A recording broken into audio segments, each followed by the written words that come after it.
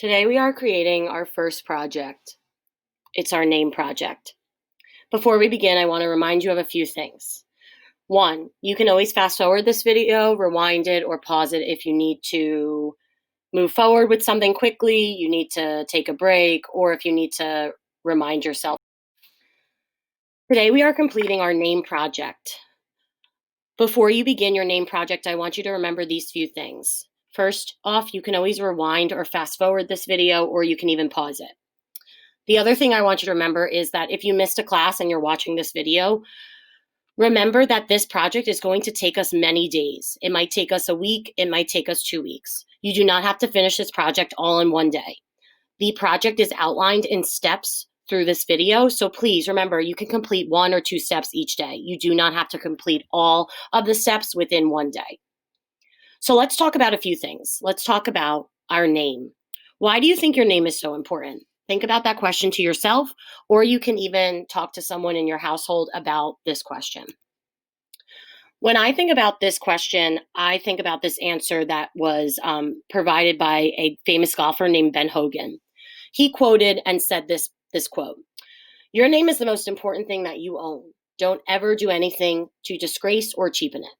What I think he means by this is that anytime someone hears your name, you want them to think about the positive things about you. So make sure that you constantly spread positivity and define yourself as a positive person. When I think about names, I think about specifically graffiti. I've noticed that when I go into cities or even walk around my neighborhood, there are sometimes graffiti tags or names on certain buildings, subway cars, things like that. So I thought it'd be fun to incorporate graffiti into our first project. Now I know you did graffiti probably last semester, but it's going to be a little bit different this semester, and we're going to work on a lot of different techniques when we are making our graffiti art. So let's talk about graffiti, specifically tagging. I'm going to talk about the history of graffiti a little bit, and then we're going to go into our project, so please bear with me. Graffiti has been around since prehistoric times. The ancient Romans used to use graffiti to write their names on walls, and they also used to protest, the government and things like that through protest poems that were written on walls. Modern graffiti, so graffiti that we see, appeared in Philadelphia in the early 1960s. And by the late 1960s, it actually reached New York, and it was in response to protest social issues and communicate artists' identity or their name. So the new art form really took off in the 1970s when people began writing their names or their tags. Taggers began to mark their territory at first, and as more professional artists began tagging the city streets, museums started showcasing graffiti artists' work, which was a huge movement in graffiti because obviously at first people thought graffiti was illegal and it was seen as a form of protest. But now we can see in modern times that graffiti is a beautiful art form, and it's actually seen in museums across the entire world. So I want you to think about this question. Do you think graffiti is considered an art, or do you think it's vandalism? Because this is a hot topic for debate. Take a look at these famous graffiti artists like Keith Haring, Banksy, and even Basquiat. They used graffiti to define who they were, and also graffiti to show their artwork. A lot of these graffiti artists, as I said before, they use graffiti to show protest or to protest things in the world. They use graffiti to identify themselves or to tag their names and to make it known that their presence was important. So what we are going to do today is we are going to create our own graffiti art that has our name in it and also a tag in it. So what you are going to think about today is how are you going to make your name into a graffiti style font? And also, how are you going to add an image that kind of represents who you are as a person? The other thing you want to think about too is what kind of background are you going to be putting this graffiti on? I decided to put mine on a brick wall, but you can always do something different. Think about subway cars, think about adding graffiti onto a building. This is your artwork. You guys get to decide how you want to create your graffiti name art. So let's go over some of the steps that we're going to do. The first step is very important, and I know a lot of you are going to be like, "Oh, Ms. Parlow, I don't want to do this, but it is really important when we do art. Your first step is brainstorming your tag. So you're going to create a mind map. And I like to call these mind maps because they are essentially taking the ideas in your mind and putting them in a cohesive mapping situation on paper. So you're going to create a mind map of your favorite things, like your favorite food, your favorite sports, your favorite music, TV, whatever you like. So if you take a look at the bottom picture towards the right, you'll see that what I did is I put my name in a circle in the middle of my paper, and this is what you are going to do as well, but put your name instead.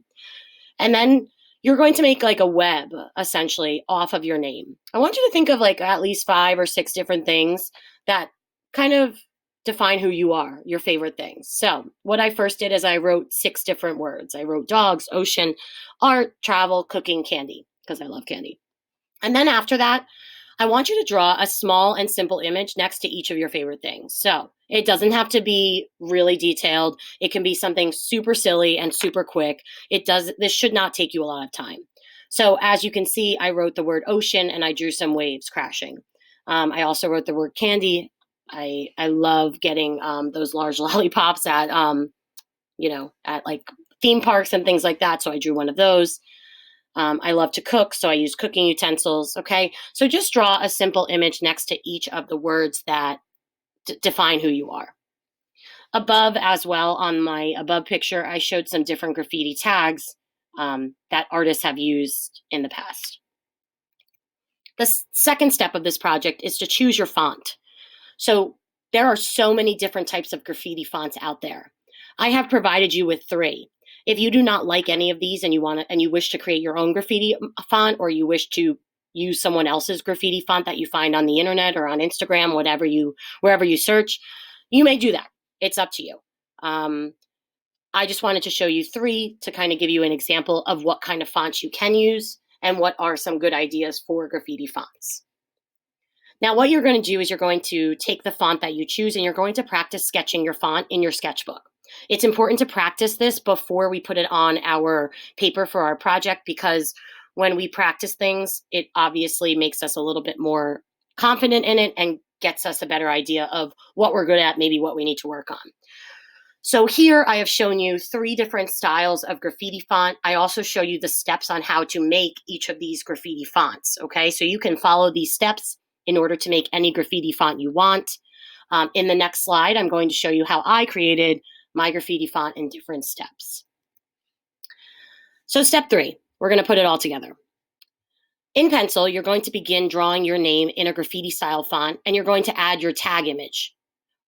Your tag can either be above your name, it can be below your name, it can be on the side of your name, it can be anywhere you want. You only have to pick one tag image, okay? So from your mind map, you're looking at your mind map, you're thinking about, okay, what are my favorite things? What is something that I really, really like? Maybe pick 1 or 2 things and create a small tag next to your name. Then you'll outline in black Sharpie, but let's take a look at how Miss Parlow does this. So what we are doing today is we are taking our name and putting it in graffiti font. In order to do this, what you are going to do is you are going to write your name in large letters in the middle of your paper. Your letters should take up a majority of your paper. You can write them in uppercase letters or lowercase letters. Make sure that they're spread out as well. After you do that, you're going to pick the font that you have practiced. So I am going to be creating my font almost like bubble letters, but also block letters. So it's a combination of both. In order to do that, what I'm doing is I'm just making basic shapes or basic outlines around all of my letters. I'm going to be doing this for every single letter. Make sure that you're drawing light, because you want to make sure that you are able to erase your lines as easily as you can. So if you draw too dark, it's harder to erase your lines. Some of your lines may overlap, and you're just making essentially almost like a racetrack around your letters. Let's check out how I continue to make my block letters.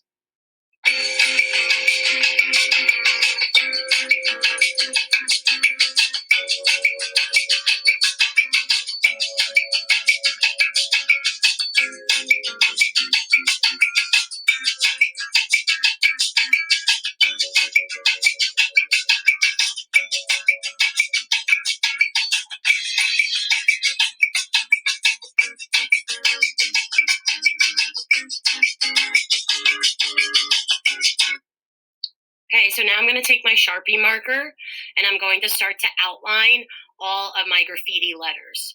What I am doing is I'm carefully outlining every line that is on the outside of my regular letters. I'm making sure that they are straight. I'm also making sure that they are graffiti-like, so they're bold and they're large. Some of my letters, as I said prior, are going to overlap, and that's okay. I'm not outlining any of the lines that are inside my block letters or my graffiti letters.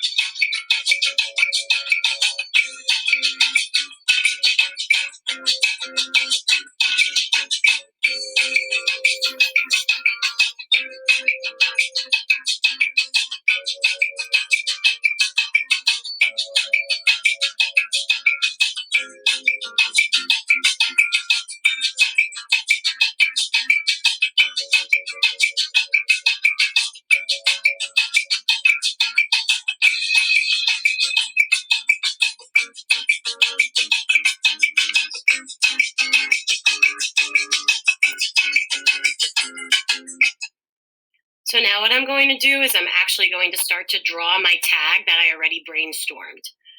My tag is going to be a paintbrush with a paint palette, so I'm just drawing that quickly right next to the word mist.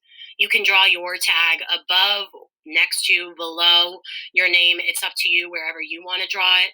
Remember, your tag is something that essentially identifies who you are.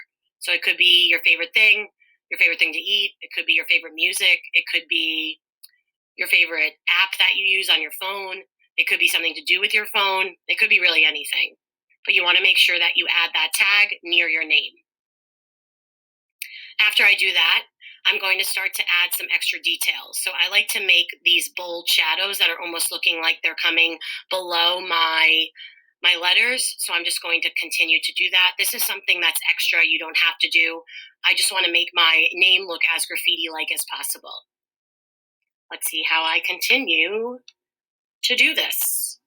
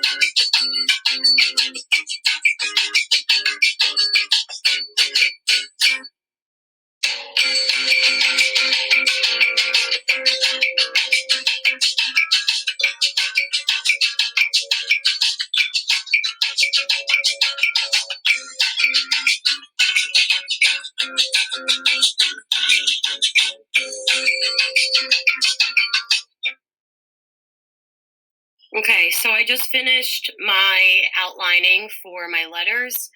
I could easily start to erase all of my pencil lines, but before I do that, I am going to make a quick outline around my letters because then in the background, I'm going to add either a brick wall or some sort of image that's going to kind of reflect where my graffiti is placed.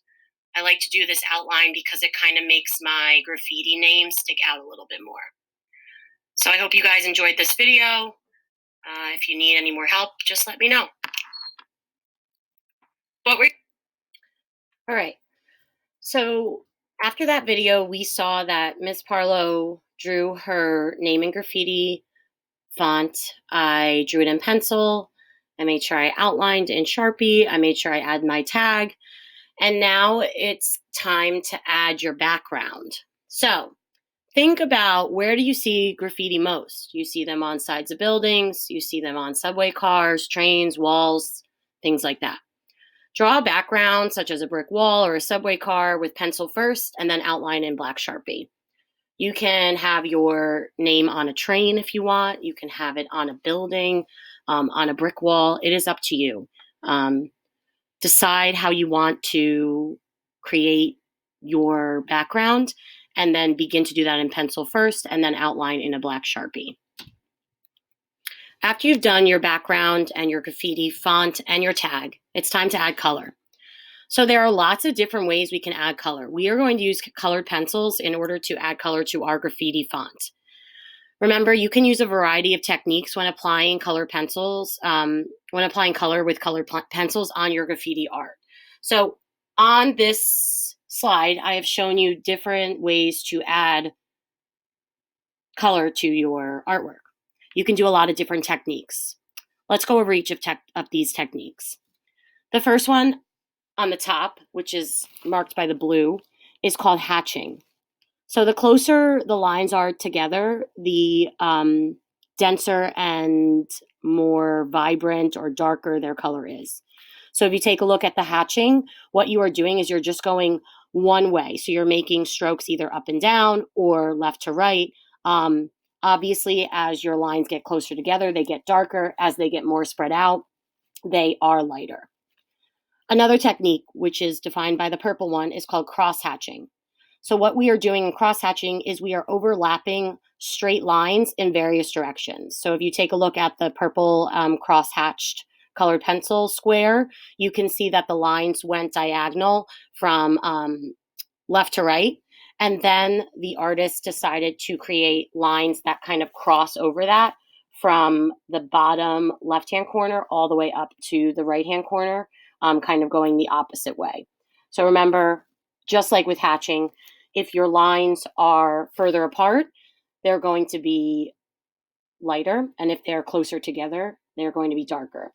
Remember, the amount of pressure that you add on your artwork will also determine how dark or how light your color is. Another technique to use is called stippling. Stippling is kind of annoying, to be honest, but I really enjoy it because it actually does make a nice effect. You can stipple by just adding essentially clusters of dots in areas that you want darker. You are going to make the dots kind of come closer together. In areas that you want lighter, you're going to make them more spread apart. And this creates a really nice value technique. One of my favorite ways to add color with colored pencils is layering. And it's a really simple approach. So all you have to do is blend colors together by layering one color directly over the other color. You can use light pressure when you are drawing with colored pencils so that the layers go smoothly on top of one another. This is one of my favorites because you can really get a nice gradient or a smooth transition from lighter colors to darker colors. The best way to do this is with colors that are in the same family. So reds, yellows, and oranges are going to look nicer together when they are blended. Blues, greens, and purples are also going to look really nice together when they are layered and blended together. Another technique to apply color with colored pencils is called scribbling. So when we scribble, we are using random lines with a varied pressure, and you can create lighter or darker values by adding more pressure and by adding less pressure. So essentially, you're just kind of scribbling little like circular lines to create this really cool textured effect. And then the last technique is called burnishing. So what you are going to do is kind of like the same thing as layering, but after you are done layering your colors, you are actually going to take a white colored pencil or a blending pencil if you have it at home, and you are going to add that white color up and down, going the same exact way that you did with the layering process on top to create a very smooth effect. So these are 6 different ways you can add color with colored pencils onto your graffiti art. If you want, you can color just your graffiti name and your tag, or you can color the background as well. It's really up to you how you want to add color. I am so pumped to see what you guys come up with. Remember, you can email me any questions or concerns you have. Ask me in class with whatever you need to do. I look forward to seeing your work.